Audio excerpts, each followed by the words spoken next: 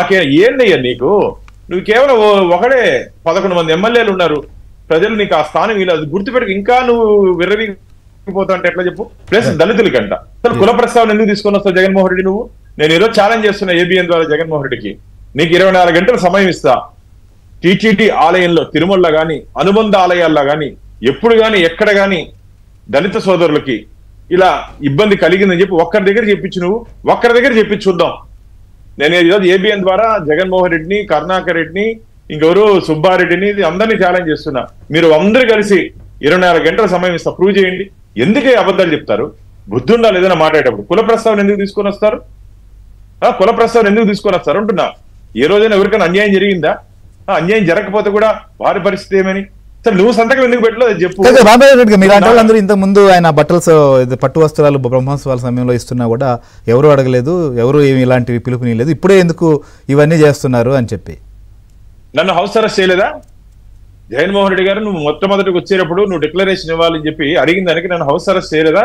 చూపిమంటా visuals, చూపిమంటా photos. House arrest చేయించలేదా నీ పోలీసులను పెట్టుకొని? సీరో కూడా చెప్తున్నావు. ప్లస్ నీకు సాంప్రదాయాలు తెలియదు కదయ్యా, నీకు సాంప్రదాయాలు తెలీదు. దంపతులతో చేయాలి పట్టు వస్త్రాలు. అఖిలాండ కోటి బ్రహ్మాండ నాయకుడికి సాక్షాత్ బ్రహ్మదేవుడు వచ్చి బ్రహ్మోత్సవాలు దగ్గరుండి ముక్కోటి దేవతలు జరిపిస్తారని చెప్పి మన పురాణాలు చెప్తున్నాయి. అలాంటి అఖిలాండ కోటి బ్రహ్మోత్సవాలు నువ్వు పేరు పట్టు వస్త్రాలు ఇచ్చేదానికి దంపతులతో వెళ్ళాలి అని చెప్పి మన హిందూ మత సాంప్రదాయాలు చెప్తా ఉంటే నువ్వు ఒకడే వస్తా లింగ అని.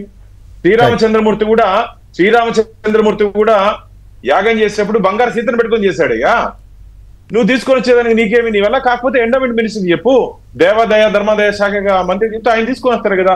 కేవలం ఫోటో షూట్ కోసం, హిందూ ఓట్ల కోసం నువ్వు 5 సంవత్సరాలు హిందువుల్ని మోసం చేశావు.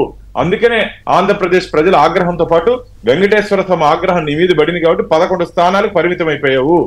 11 స్థానాలకు పరిమితం అయిపోయావు.